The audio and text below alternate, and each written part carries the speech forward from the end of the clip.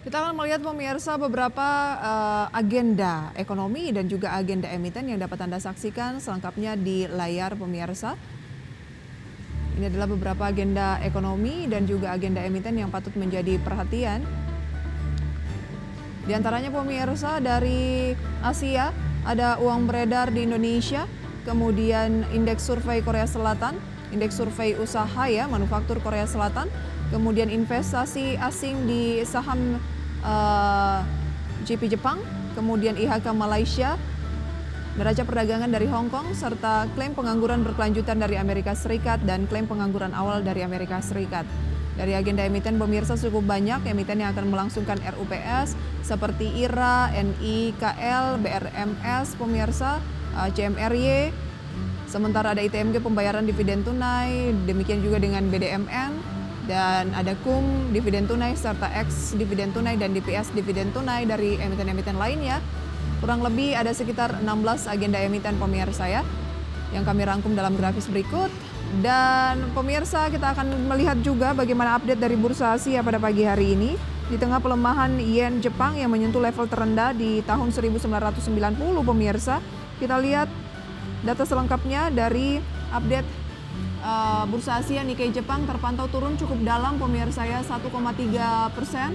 Straits Times juga turun hampir 1%, Kospi Korea Selatan turun lebih dari 1%, dan Hang Seng Hong Kong naik di atas 2% pemirsa ya. Cenderung melemah dari Bursa Asia kecuali Hang Seng Hong Kong.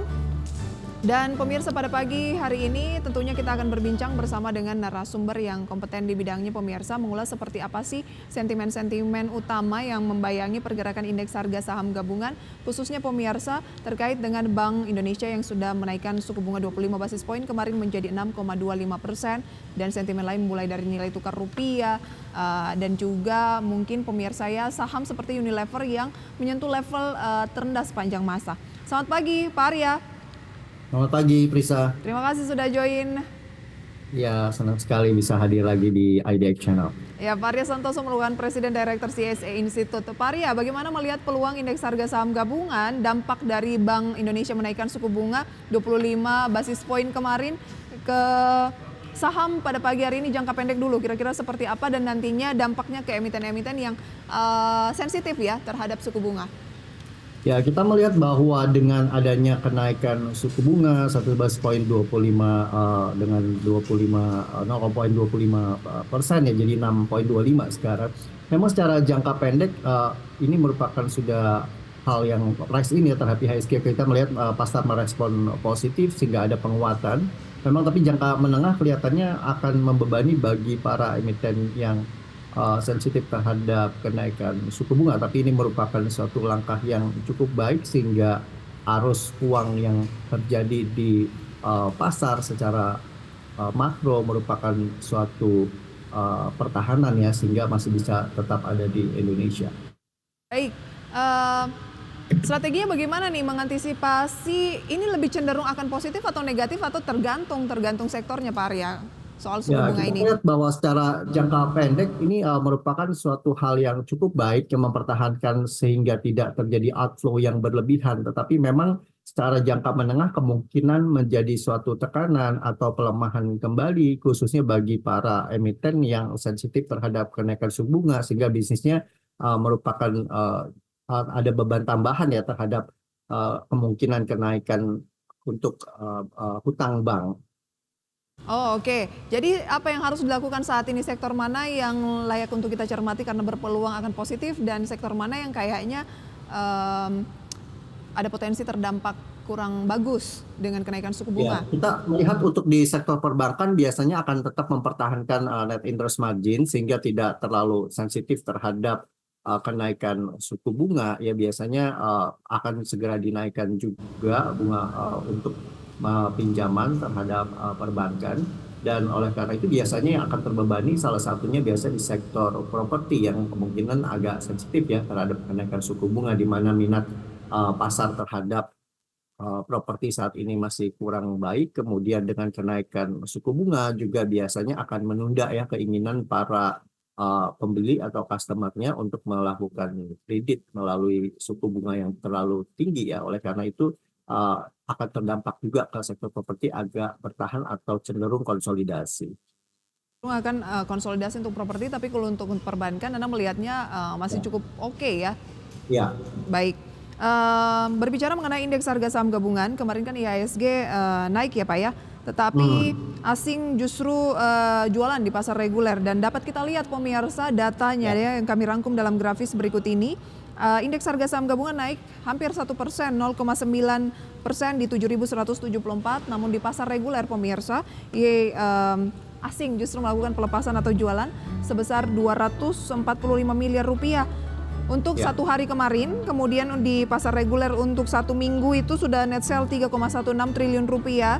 Kalau berbicara mengenai satu bulan 12,25 triliun rupiah. Tapi kalau secara year to date atau sejak awal tahun sampai dengan kemarin itu masih buy 2,85 triliun rupiah.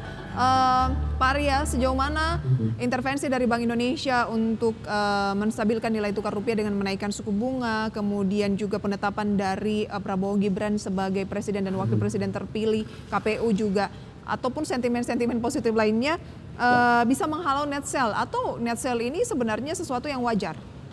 Ya, memang terlepas dari IHSG naik ataupun turun, sementara ini memang ada pilihan ya dari investor asing untuk menarik dananya kembali ke negaranya. Oleh karena itu terjadi tekanan jual ya terhadap indeks harga saham gabungan. Kita melihat di emerging market bukan hanya di Indonesia, itu arus uang ditarik kembali ke negara-negara maju seperti di Amerika atau di Eropa. Tapi kita juga melihat bahwa walaupun masih ada tekanan jual, ketika indeks kita naik pun tetap net sell asing. Tapi kita melihat bahwa sudah ada berkurang ya. Jadi secara harian sudah berkurang tekanan jualnya.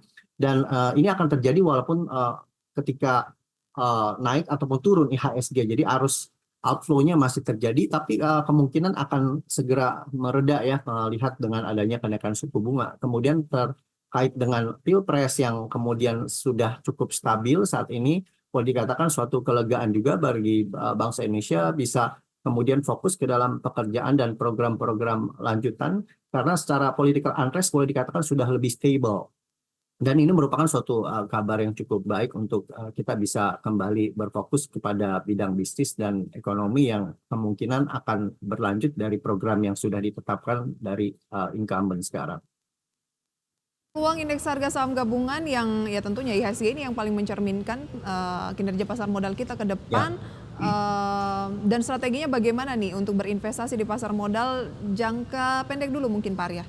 Ya, kita melihat bahwa di indeks harga saham gabungan itu cukup didominasi oleh emiten-emiten yang punya bobot besar terhadap indeks. Ya. Jadi oleh karena itu sebenarnya para investor bisa memilih untuk melakukan screening terhadap perusahaan atau emiten-emiten yang cukup baik, tapi walaupun bobotnya pun belum cukup besar terhadap indeks ya. Jadi nggak usah terlalu khawatir kalau kita melihat bahwa indeks naik atau turun, bisa kembali berfokus terhadap individual stok yang favorit yang dianggap masih kinerjanya cukup bagus dan juga boleh dikatakan bahwa punya prospek jangka menengahnya juga cukup baik ya. Jadi nggak usah berfokus kepada jangka pendek, kejar-kejaran untuk membeli saham yang kemudian secara cepat bergerak dan mempengaruhi indeks harga saham gabungan. Anda lebih tertarik untuk menyimak sentimen-sentimen individu terhadap emitennya langsung, karena kemanapun arah indeks harga saham gabungan naik atau turun tetap ada yang tentunya prospektif asal kita pinter milah-milahnya. Tapi sebelum itu IHSG memangnya akan kemana proyeksi dari Pak Arya?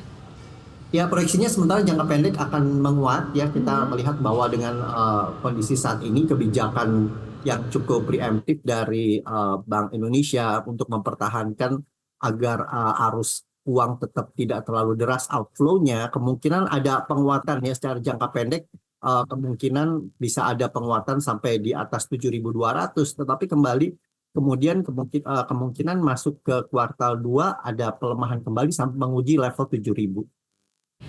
Ada penguatan jangka pendek ke 7.200, tapi ada peluang di kuartal kedua akan menguji lagi level 7.000. Apa yang membuat akan turun menguji level 7.000? Kemudian tadi kan kami sempat menyampaikan informasi di awal, yen Jepang itu melemah terhadap dolar Amerika Serikat, terlemah sejak tahun 1990, dan dari dalam negeri sendiri Bank Indonesia juga sudah mengintervensi rupiah agar tidak turun terlalu dalam karena sudah sempat ke 16.200-an kalau nggak salah, terlemah sejak tahun 2020 ya.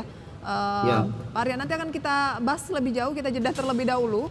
Usai jeda pemirsa, tetaplah bersama kami dalam segmen Market Buzz.